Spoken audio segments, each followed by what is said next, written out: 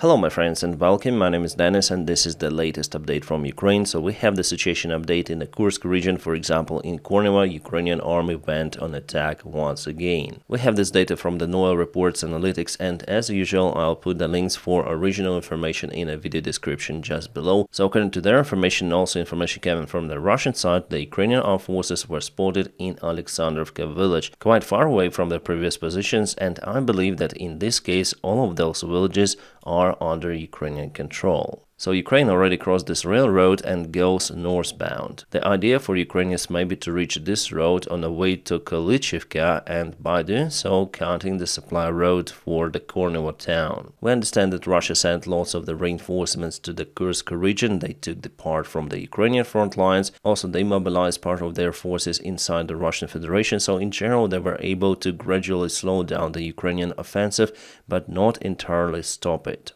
Now it's too bad that Korneva will turn for Ukrainian control, because from what I see, Ukraine is really concentrated on this target. We have the confirmation from the satellites that Russia is definitely using the Aviation gliding bombs to stop the Ukrainian offensive. At the same time, the effectiveness of the Russian Air Force slowed down because Ukraine targeted many of the Russian military airfields, basically hitting their ammunition storages. Before this Ukrainian offensive, 2 of the Russian main airfields were hit, and during the offensive, 1 more was kaboomed in Volgograd, so Russia totally cannot use 3 of the military airfields. But still they have more airfields, that's why they continue to use their aviation, not as effectively as they could, but they use it. In the eastern direction of the Kursk front lines, Russia started the counteroffensive against Ukrainian forces. Again, according to the satellite images with the fire identity, the heavy fight is ongoing. Russians claim that they were able to repel and push back the Ukrainian army, but we don't have proofs of that. So in general, the Kursk front lines are more or less stabilized for now, but the main question goes about this area, because the Russians definitely trapped out there with very poor supplies. So finally, I predict that Ukraine will be able to get this territory under control. Alright, about the Ukrainian offensive towards Belgorod, everything calmed down for today. Yesterday it was a huge informational wave that Ukraine started one more big offensive, and today we see that it was probably the limited attack by Ukrainian army. I told you yesterday that it could be the scenario, and probably it is. I don't think that Ukraine has enough reinforcements to start one more big operation in Belgorod Oblast, for example, by the time Russia is taking the ground on the east. But nevertheless, Ukraine went on the counterattack in Vovchansk. It's been confirmed that Ukraine gained more territories. There are now 2 vectors of the Ukrainian attack, one towards this side and one from Vovchansk city itself. The situation looks like that, so here is the Ukrainian attack. And recently, for the last 24 hours, Ukraine moved taking this territory. Yeah, Russia also has the south vector, but mainly it's the reinforcement vector for them to keep control over the local hospital. And you know what? It seems like the Russian soldiers are still trapped in a local factory. There are around 50 soldiers of the Russian army still in the place. What they eat and what they drink, well, maybe they have some sort of the provision left with them for some time. But there are several months out there. There is also update on the Ukrainian front lines, but I'm gonna speak about it more closer to the end of this video, as usual. By the way, guys, if you want to support the job that I do on this YouTube channel daily, you may also join my Patreon. The link for my Patreon page is available in the video description just below. Thank you so much for maintaining my motivation. Alright, Russians are complaining that Ukraine hit many of the vehicles using the FPV drones on the road from Kursk to Rilsk. Well, actually this road is kind of long and it's far away from the front lines, I would say. It means that Ukraine has kind of the long-range drones, because the distance to that place is more than 20 kilometers. Well, maybe some small Ukrainian sabotage groups were able to get closer to this highway. You may say that Russia built some of the defense to protect their nuclear power plant. But finally, at this stage, I don't think that Ukraine has enough resources to advance towards Kurchatov power plant. As I said to you, after all, Russia sent some of the reinforcements and they now try to counterattack the Ukrainian army. Especially this happening in 2 of those regions. Russia also uses many of the attack airplanes Sukhoi 25s in the region of Kursk, but some of those planes were hit by Ukrainian army, so simultaneously with those flashes, the lower plane was hit and was down by Ukraine. So you may see the smoke was coming from the place and the airplane is no more. Ukraine uses lots of the man parts for those missions. So what Ukraine does in the Kursk Oblast, yes, obviously there's offensive from Ukrainian side still ongoing, but also Ukraine builds the significant defense lines in the Kursk region to make the job for the Russian army way more difficult. If they decide to go on a counteroffensive against the Ukrainian armed forces, it will bring Russians severe losses, and Russia require thousands and thousands of the forces to perform this mission. But the strategy from Russia, from what I must see, that they want to keep it as it is, and they reinforce their group in Ukrainian front lines, especially in Pokrovsk direction. At this moment for Russia it's important to stabilize the Kursk front lines, not to go on a counteroffensive. For the last 24 hours Ukraine hit 2 of the oil refineries, new oil refineries, one of those in Rostov Oblast, and there is a huge fire. Sorry guys, I had to blur this image because it should comply with the policy of YouTube, but nevertheless I published those kind of the videos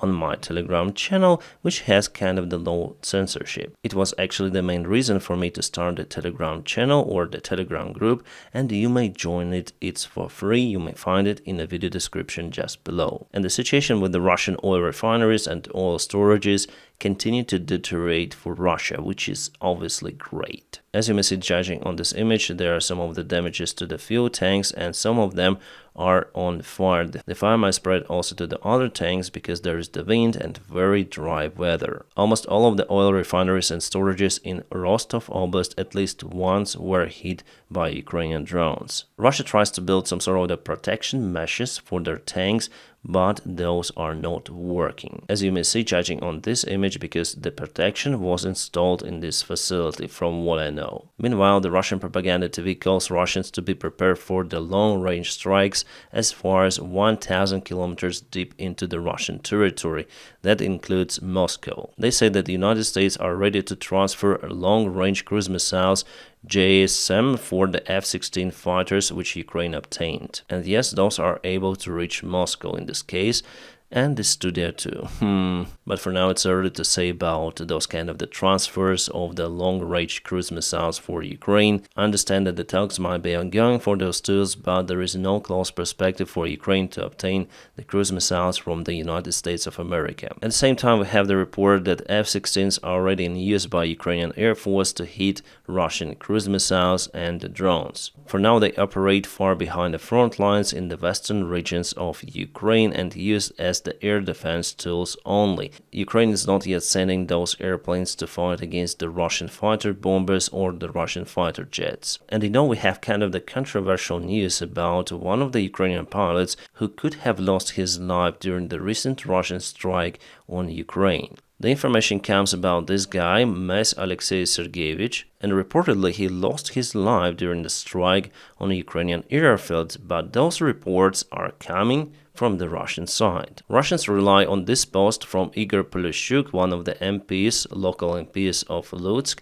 and here's the translation for you. He definitely posted that we have 2 more losses. Lieutenant Colonel Mas Alexei Sergeyevich died on August 26. That's the date of the huge Russian attack on Ukraine, and especially the western side of Ukraine with military airfields. He died while performing a combat mission to protect the territorial integrity and independence of Ukraine. So combat mission, probably a real flight on F-16. So can we say that Ukraine lost first F-16, together with a very qualified pilot? Well, actually this information at this stage may not be truthful, because I check out the origin post of Igor Polishchuk. Here he said just about a single loss.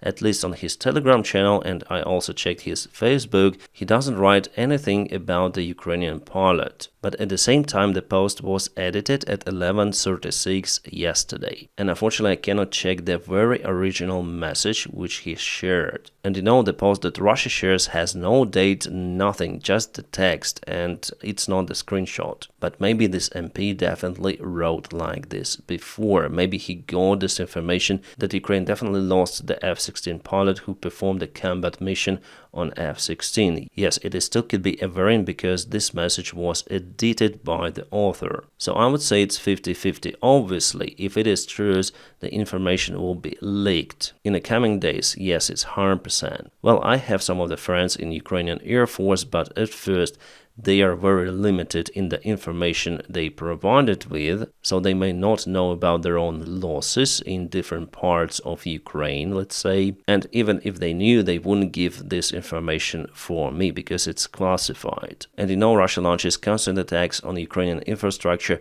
For the single night, the last night, they launched 60 of the Shahed drones. It's just crazy. And one of the drones went to the territory of Belarus, and the Belarus Air Forces for the first time shot down the Russian Shahed drone over its territory. It happened very close to the border with the Ukraine. Somehow drone went right from Ukraine to Belarus territory. The Belarus military definitely confirmed that it wasn't the Ukrainian drone, but the Russian one, which is quite strange. Usually they say different things. Around 15 drones were shot down over Kyiv alone by Ukrainian air defense. Kind of the interesting statement from the Polish officials. Their Prime Minister Donald Tusk said that Polish Air Force cannot shut down the Russian drones. So finally, they admitted that after all, the bad weather wasn't the issue for the Polish Air Force to shut down the Russian drones. They just don't want to shoot those down because they may hit some sort of the civilian objects on the Polish territory. So basically, they're giving the green light for the Russian drones to fly this trajectory right into the Polish airspace and then back to Ukraine to hit Lviv, for example. Russia is now free to use the Polish airspace for their missiles, drones. Bravo! An article about the governor of the Kursk Oblast to give the fight to Nazism and homosexualism. I believe they should rename Russian Federation into Cringistan, because they definitely produce the most cringe content out there in the world. Alright, it's been reported that Russia has installed the air defense system right on the Kerch Bridge. They have some sort of a small island there, and they put the Panzer 1S system. Could be very effective for the middle down to short range. So Russia definitely worry about the destiny of the Kerch Bridge. For the last couple of months, they reinforced the defense of the Kerch Bridge significantly. Maybe the Russian intelligence knows something. Also, something went wrong with the Russian Ryazan hydroelectrical power station. After kind of the kaboom, there was the big fire, and the station is now fails to operate. And here's the latest satellite image from the biggest Russian oil facility in Rostov Oblast, and this is actually one of the biggest Russian oil facilities in general. The fire there continues for 12 days, I think already. As you see, some of the tanks are still intact, but majority damaged by the fire. Alright, now let's go to the Ukrainian front lines, and this is the recent update. Russia moved even more in Pokrovsk direction, getting even closer to the biggest settlement. Let's check out the distance now, and it's less than 8 kilometers, as by the way it was yesterday. They moved a little, taking control over this artificial hill Terikon, so now they'll have the surveillance spot. It's bad. Now they will be able to see everything up to Pokrovsk without any drones. Obviously, if the weather is good, and they also moved just a little, expansion of the gray area on the south before and now. But according to the Russian channels, Russia has already occupied Vuhledar village. Well, the Institute for the Study of War tells that they just entered that settlement. And they also stated that Russia moved sideways, as you may see, that nearly gained territory. The other sources didn't tell anything about Vuhledar village, that Russians are there, so I consider it as the disinformation coming from the Russian side. But at the same time, Russia occupied 3 of the villages not long time ago. It happened just yesterday, and they continue their pace towards the other villages, so the situation is not good for Ukrainian armed forces in Pokrovsk direction. In Toretsk, Russia also moved just a little, taking some of the buildings under control. It's been confirmed that Ukrainian forces left that area. Also, the situation continued to deteriorate in Vuhledar direction. Yesterday and today, Russia definitely went on attack from both of the sides, trying to take Vuhledar from 2 of the directions. It's their usual collapse tactics. Vuhledar town was stable for a very long time, for more than 2 years. There were numerous of the attempts of the Russian army to get into the settlement, but it seems like now they found the way out to perform this mission successfully for them. So Ukraine absolutely requires reinforcements in 3 of the critical directions. And the main question is for me, and still I cannot understand that, why Ukraine didn't dig huge trenches in Pokrovsk, absolutely mighty trenches after the fall of Avdiivka. It was understandable that Russia would go to Pokrovsk, and they went there with a huge brace. This territory was taken for the last months. Again, if we check out the Kursk operation, see here, Russia has already built the defense lines in a very comfortable zone far away from the front lines, but they did it very fast, just in a couple of weeks. I showed you the satellite images of those in one of my videos, and definitely those are the robust defense lines. Yes, it's the only one defense line, but it is enough to slow down or even stop the significant number of the forces. From what I understood, in Pokrovsk direction, the engineering facilities were not working to build the defense lines. All of the defense lines were built by the soldiers themselves, and those just cannot withstand against the Russian fire. So the trenches in the modern-day war still matter, and those are better or best to be built with the help of the engineering equipment, not just with the simple shovels, as usually happens in the Ukrainian army, as you may see. Why Avdiivka was defended for such a long time? Because there were trenches built between the self-proclaimed DPR Republic and the Ukrainian-controlled territory. This defense was out there for a very, very long time, even before the war had started, I mean the full-scale war. So the only way how Russia went to Avdiivka, they penetrated defense further away from this protected region, and they went to the city from the north and also from the south. And on the east, it was the last area where they were able to penetrate the Ukrainian defense, because Ukraine had to disperse the forces to fight against the Russian assaults from the flanks. Yes, it's the standard Russian tactics. There were some of the defense lines after Avdiivka, also by the way built before the full-scale war, but after they were penetrated, now Russia goes to Pokrovsk very, very fast. I'm reviewing those maps for a very long time, and I understand the pace of the Russian army attacks or the Ukrainian army attacks, and I may state that it's the new breakthrough of the Russian army, unfortunately guys, unfortunately, because they're taking like 3-4 villages per day. It wasn't like that for a very long time, and Zelensky 3 days or 2 days ago said that okay, we're gonna send the reinforcements to the region, but it should have been done long time ago, and the trenches should have been built also long time ago.